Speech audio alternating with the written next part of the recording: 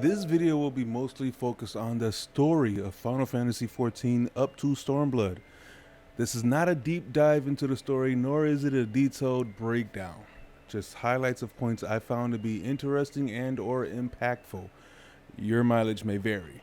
So there will be spoilers for someone at some point in this video if you are still new to the game. You have been warned. Starting at the beginning, Arome Reborn. I skipped a lot of this. I won't lie and say I was fully won over early on. Plus, if it wasn't a voiced cutscene, I usually skipped right over it.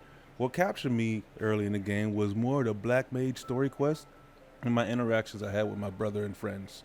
To be a part of the universe was more of a win than the story was. So yes, my inner Final Fantasy fanboy kicked in.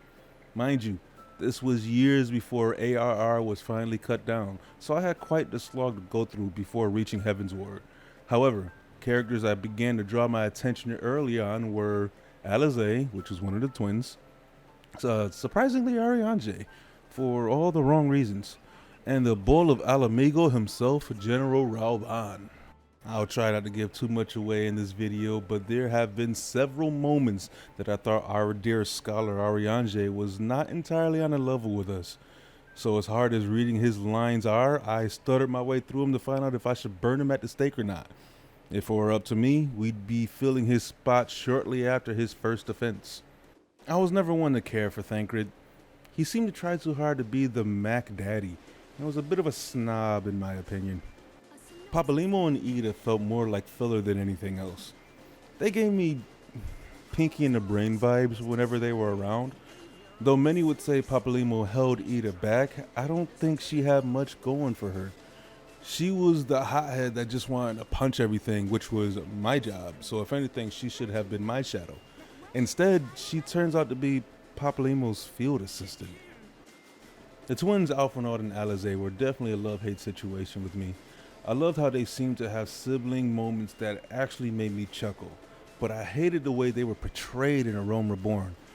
I felt they needed lots of TLC before they could truly belong to this group, and it seemed as if they were only there because of Grandpa's legacy.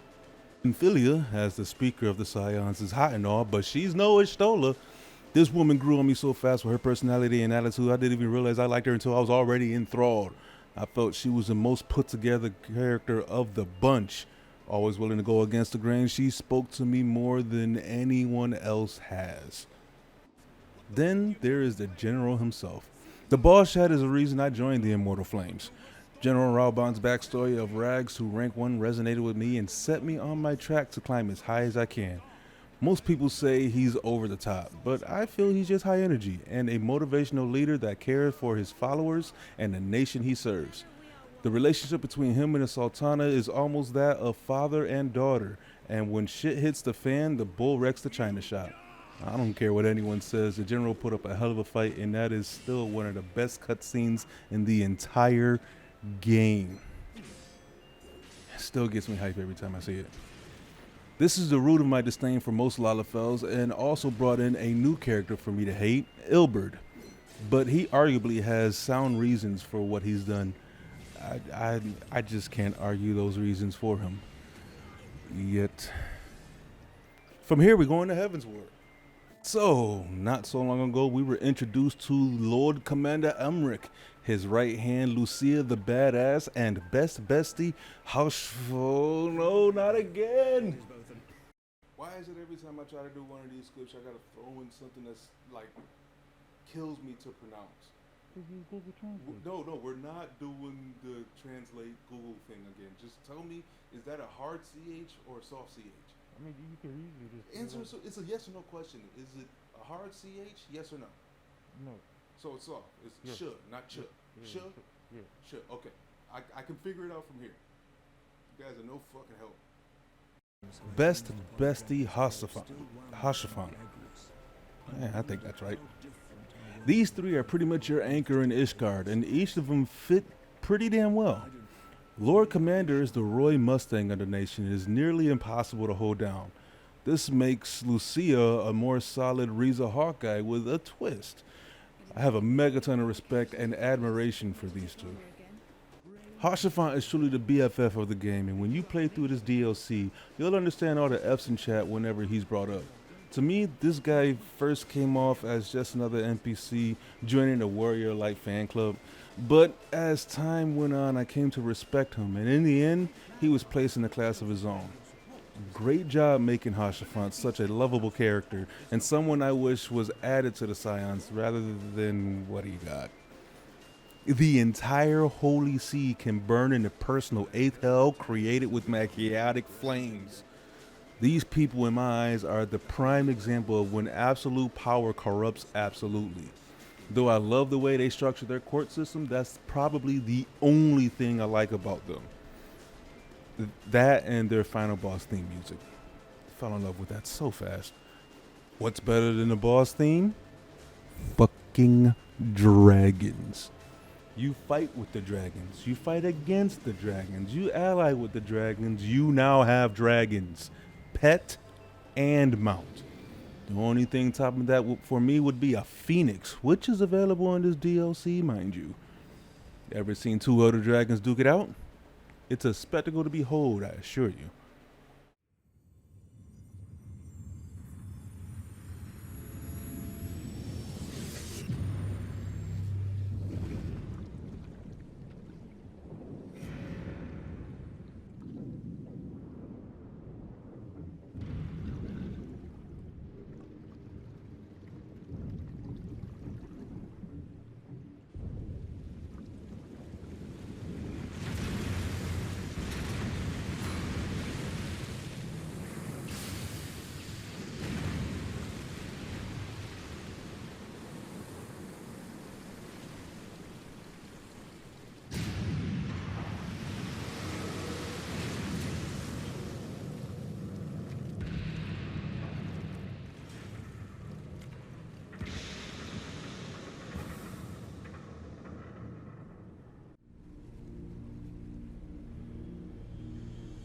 Enter Alexander. After completing the main story quest for Heaven's Word, you are now allowed to face off with this legend of a primal and see if you can stand the test of time. The story behind this mechanical god is enjoyable and held me quite well, although I thought the ending could have been better executed. That damn cat. Still solid though.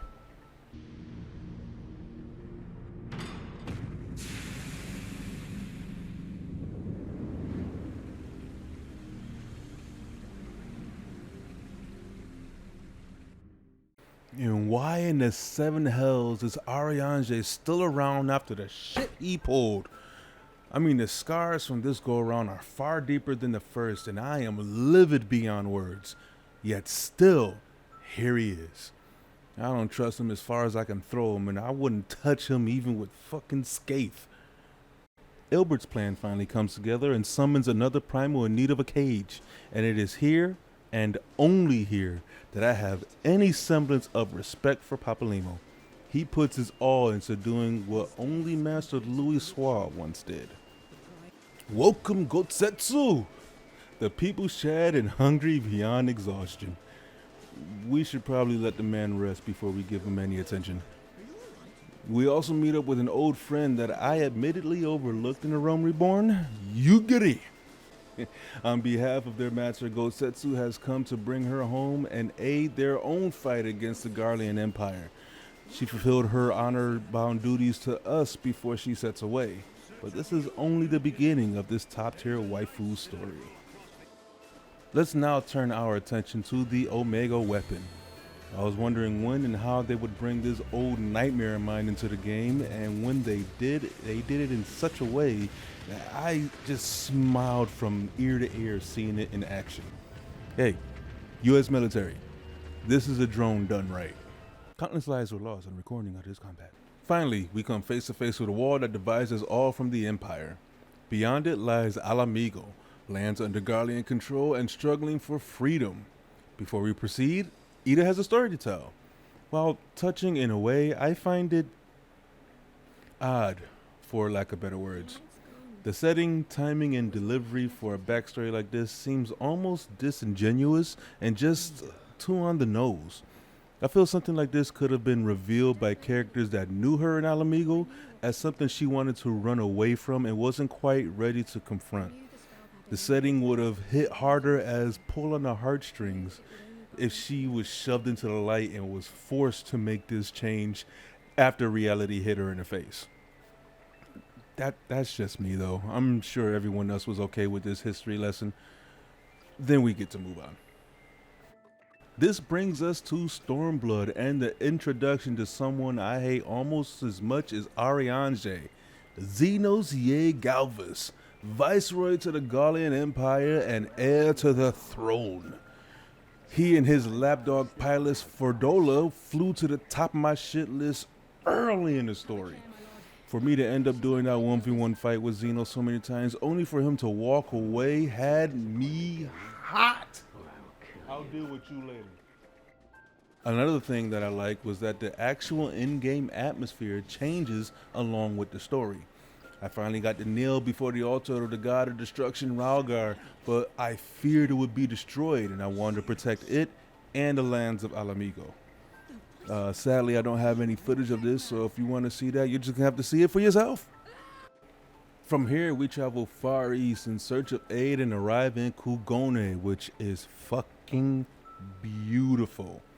If ever you wanted to see just how pretty this game could be, look no further. Now, some of you may have noticed that I have not spoken on the ever resourceful Tutaru. Though she is not among my favorite characters in the overall story, she is an unsung hero to the Scions, and it finally hit me only recently. In the background, she has labored hard to ensure that we always had at least somewhere safe to lay low and supplies to sustain us through the hell we live. Well outside our homeland and comfort zone, she still manages to find ways to support us. So, thank you, Tutaru. Plus 50 points for you. To touch on another side note, watching the twins grow into their own has been a pleasing experience as well, Alize more so. While Alphanod has grown to be more diplomatic and gathered quite a bit of wisdom along the way, Alize has been developing a fighting spirit and a tough as nails attitude. She would make a fine Marine and a damn fine squad leader.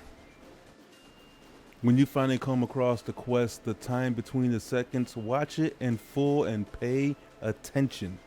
Though I thoroughly hate Xenos, this reveals the only reason I'd have for liking him.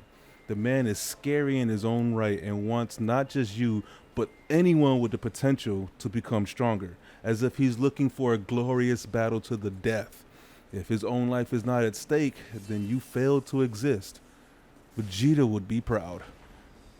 Trunks, not so much.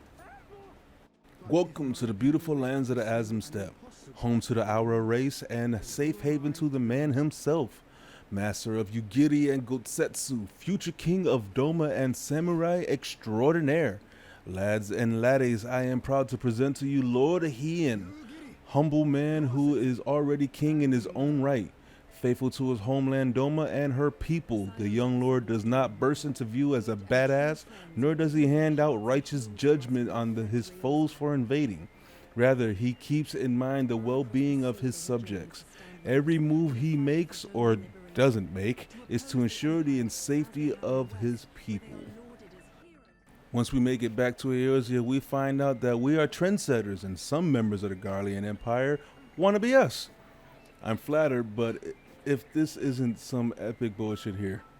This single thing foreshadowed so much to come that I'm almost certain Fordola may at some point join the Scions, if not outright steal the spotlight for nearly an entire DLC. Then Xenos flips us the biggest bird before the final fight, and 2 more after it. I can't express how livid I still am at that. Rob me, my joy. Just who the actual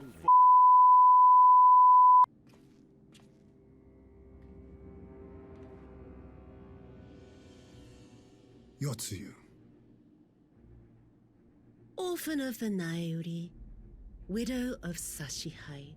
I'm sorry, did I forget to mention you? I'm sure I did, because I don't like to talk about people I don't like, and you fit the bill far too well. She's the embodiment of vengeance, I suppose, but her demeanor and her bodyguard irks me to the point that I cannot bring myself to feel compassion for her. After writing this script, no, the irony is not lost to me on that. Don't even get me started on the Viceroy's pappy. Varus Vos Galvis, Emperor to the Garlean Empire. The tones on that man, Jesus Christ. This is one person you do not want to get in a debate with.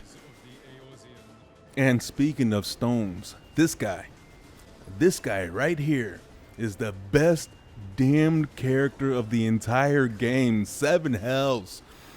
You're gonna hate him. You're gonna love him. You're gonna want to hug him. If Istola is the test, which she is, then this man has passed. He will make you question what it is you are doing and if you even want to continue. He is what Destiny needs to convince Guardians to join the dark side. He is Vader approved. I shall wait within, but do not spend too much time on your preparations. There's no telling how much longer the guest of honor will last.